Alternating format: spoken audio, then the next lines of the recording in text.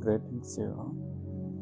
So, to begin with, let's pay our respect to our teacher, who is the Lord Buddha, the Worthy One, the Enlightened One, the Supremely Enlightened One. Namo tassa bhagavato arahato samma sambuddhassa. Namo tassa bhagavato arahato samma sambuddhassa. Namo tassa bhagavato arahato samma sambuddhassa.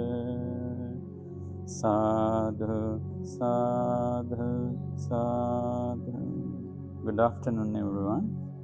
Today, shedding light on our Rains Retreat 2025, I'm very pleased to talk about a topic that is keeping your focus in life. So, keeping your focus in life, what do you think about it? Focus, not just focus actually, happy focus, isn't it? Yes, keeping your happy focus in life. I think at first sight you could say, oh, that's very simple, but when it comes into your own practice, that's terribly hard to keep your happy focus in whatever activity you are involved. So, what does it mean to you? Is all, Matthew?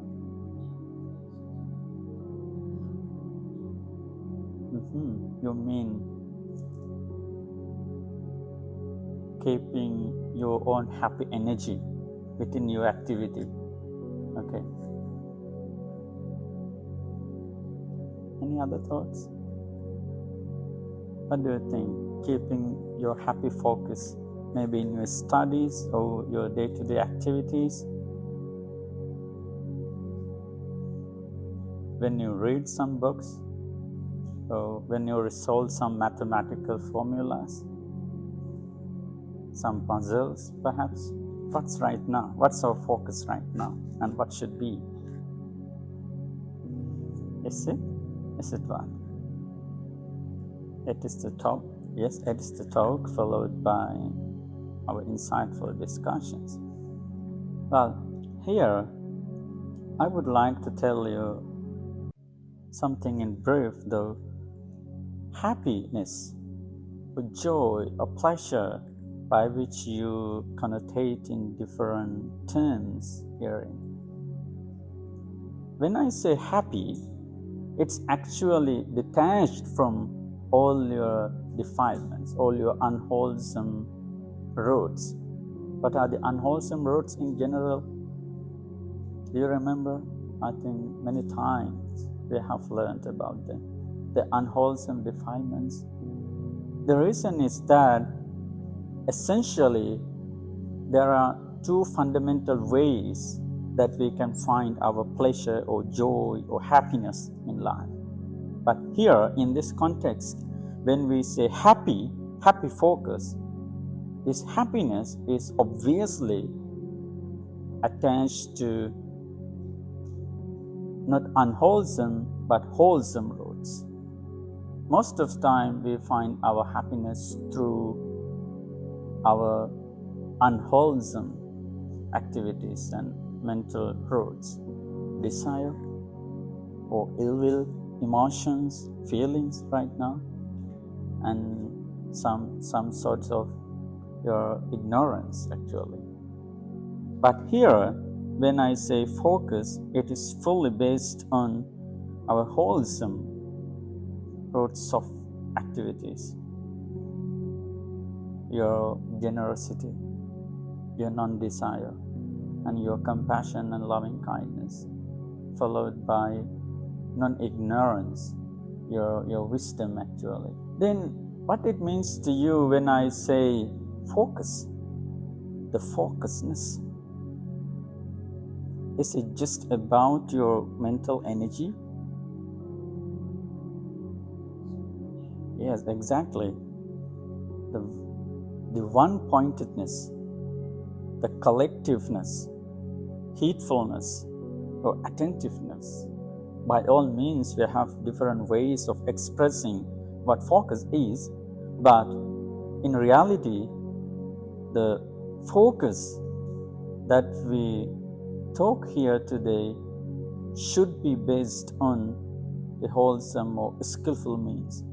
In the Visuddhimagga, the path of purification, it's clearly said that Kusala Chitte Kaggata Samadhi, the collectiveness, the concentration with or of your wholesome thoughts, the good thoughts, your wholesome spirits actually. So, for example, when we see some news all around the world, people are killing one another, you see, and barbering, and you can see, and making many disruptive harms to others, but still they do it through the thorough sense of concentration, through the thorough sense of focusedness, isn't it? But it's based on what? Based on what? Yes, you and your bad thoughts, right? Your bad thoughts. When if I want to kill a person using a sniper, then actually there are many snipers who had developed to a subtle level of this kind of concentration. That's why keeping happy focus is very controversial, and we need to unpack all the essentials with extra care and more vigilantly, I would say. Why? When it comes to the reality, we can use your happy focus in different ways, especially in a society in which we are living in right now. That's a very complex creature. So we need to be very careful when we say, keeping your happy focus on which it's based. So the fundamental element of your happy focus should be your wholesome and skillful means. So by no means you cannot move on with your unwholesome deeds to sustain your happy focus. If so, that's horrible, and that leads to vulnerable disasters in society. The second, the focus here. But how, in which ways we can keep the good focus or happy focus in our life? Have you practiced different methodologies and methods in your daily life? Yes?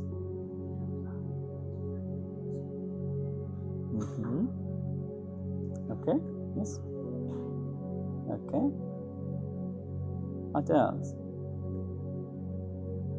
Actually, to maintain our happy focus, it is necessary to keep more awareness of our mind, our own thoughts, right? So the Buddha himself said in the words of the doctrine, Chittang rakketa medavi chittang gutta sukhavan. The wise person guards the mind. He protects the mind. And the tamed mind brings you happiness. The disciplined mind brings you light of calm and wisdom. That's our key message every day. So here, it is still the same. When I say happy focus, then of course, we need to practice some mindfulness meditation to gain the fullest extent of your present moment. For example, when you study, just study, not multitasking or not involving with anything further. When you study, just study. When you read a book, just read the book. And when you eat, just eat. When you sleep, just sleep, not lying in bed in half face, scrolling up and down, going on YouTube or Twitter or Instagram. No, not at all. And when you rest, You need to truly rest, not involved with anything, just resting. Studying, just studying. Reading, just reading. Walking, just walking. So, whatever you do, we should try to fully come into the activity. We should not maintain a difference between your mentality and your physical activity. So if so, I would say, then we can fill in the gap. We can bridge the gap actually between your mind and your physical activity. I believe that this is the overarching point in which we are always diverted by. When we do something, but we think of another thing. Our thoughts are somewhere else, but we are doing something, right? When we read a book, sometimes we are scanning it and we are absorbing what it says, we are swimming in it. Of course, at the same time, we are going far away from the book, from what we read actually. So this is almost the same in our everyday life. So I would say, whatever you do, just try to do it. Just do it. When you go, just go. When you walk, just walk. When you speak to others, just speak, but to the fullest extent of your awareness. I assume that presumably that is the way you can bring some light into your focus, and also that is the way you can keep your happy focus in life. That is a nice story that I learned some time ago. This is a parable actually in Zen Buddhism.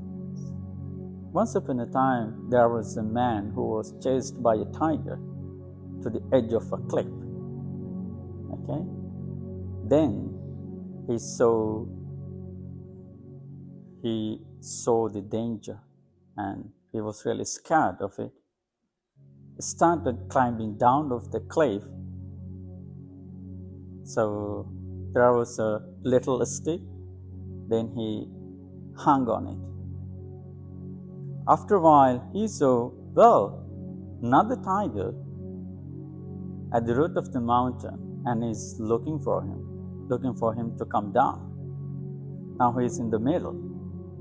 In the middle, there were two mice.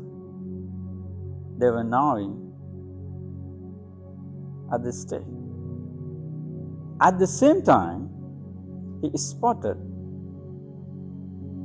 a sweet strawberry just right in front of him.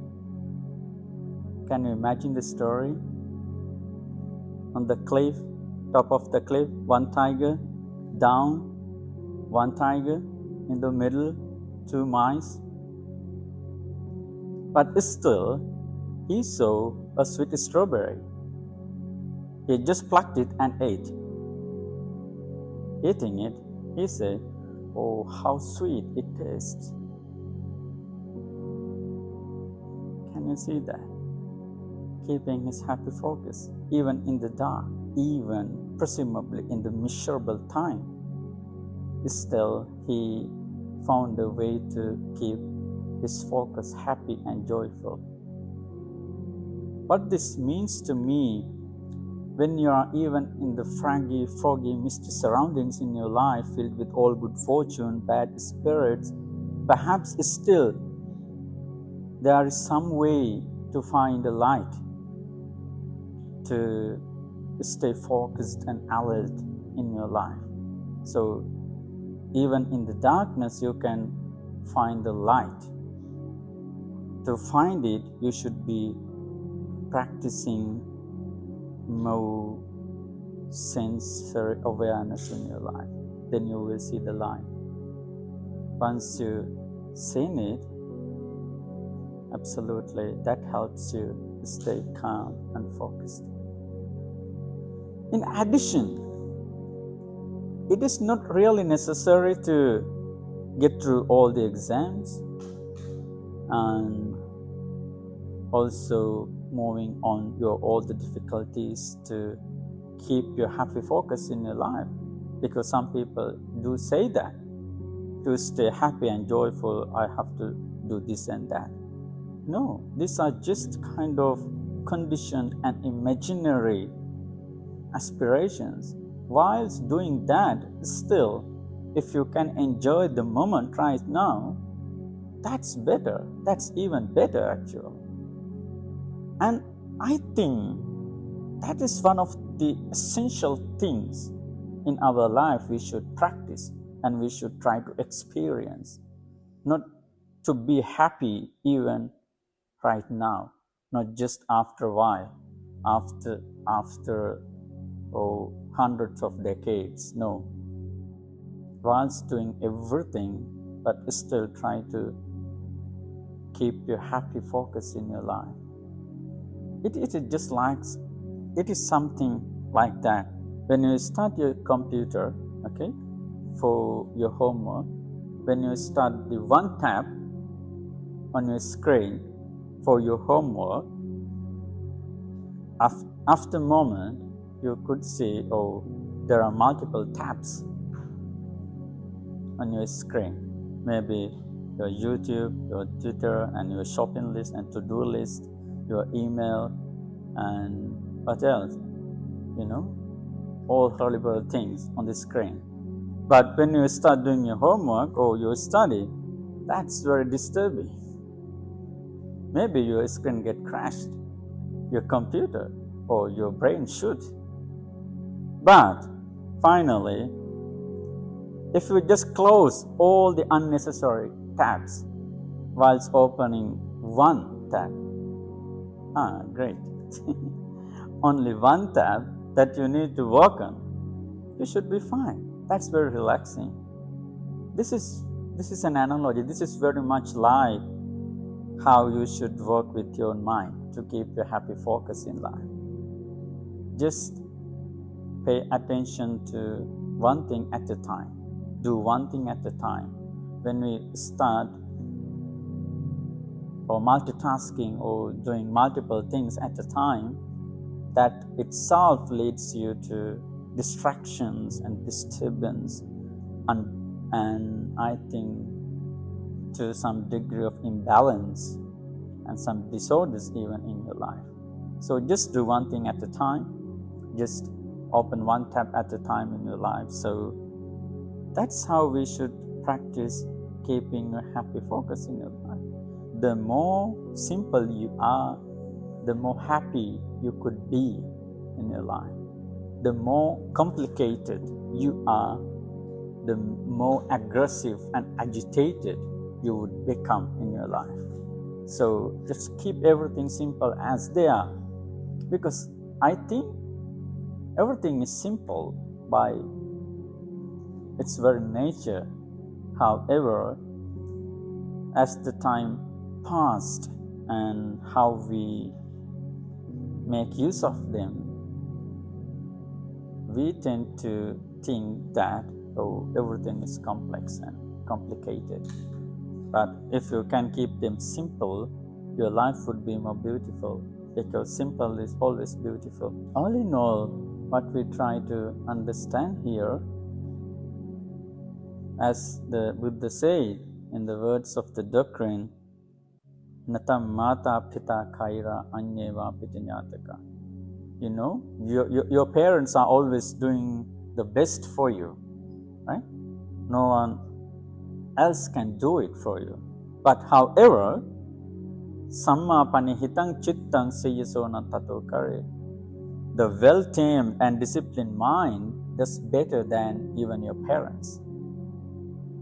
Of course, your parents do a lot for you, as much as they can, but still, if you have a tamed and disciplined and guarded mind, that can bring you lots of light and prosperity than your parents do and can. Therefore, keeping your happy focus is key to your life, maybe as a student and in future as adults and some human beings and civilians and people in society. So your focus is very much important. Whenever you are lost and whenever you get caught up with peripheral things, absolutely you are lost in focus, no concentration. When you have no concentration, there is no wisdom, as we always used to say. Hence concentration is the key to open up a window to see a wider scope in your life. It always comes up with concentration. As we say, hand in glove, it works hand in hand, your understanding and your concentration. Here, keeping your happy focus is affecting everything in your life, what you do, either good or bad. But here, we put a solid emphasis on your happy focus, but rooted at your wholesome thoughts and feelings rather than unwholesome things. Okay? Well, then finally, we should think and we should cultivate that samahitam va asamahitam, right? Okay? Whenever you are concentrated, then you should know that. Whenever you are not concentrated, still, we should practice to know that I am not concentrated right now. That means you have the ability to know that I am not concentrated. That's another ability. That's, brilliant skill to flourish in life. Whether you are concentrated or not, still, you are on the track to see that. So that's how we should come into full presence of our life. Then I believe that you should feel more calm, more peace, and joy in your life. Okay? So, all in all, today we discussed in brief what focus is and what happiness is. Okay? And how they spring from each other, good roads and bad roads. More specifically, we say that we can use focus and concentration to do all evil and satanic things in the world, but here we should not do that. We should practice concentration just for the sake of compassion and loving kindness towards you and all other sentient beings and non-sentient creatures. That is the good use of it. Otherwise, that is not turning out to be better for you and others too. So then your concentration filled with joy and peace is always attached to your momentary mindfulness practice, right? So even in the darkest time, most difficult time in your life, you could see the moments to which you can focus. In fact, that is the power and strength of your practice of your concentration. So keeping your happy focus is always beneficial and more effective than you ever think in your life. Thinking so, I wish by the merits of this Dhamma sharing, may the good focus bring you light, peace, joy and wisdom, and may all the good fortune and spirits come to you. May you all finally attain the supreme bliss of Nibbana. Sadhu, sadhu, sadhu.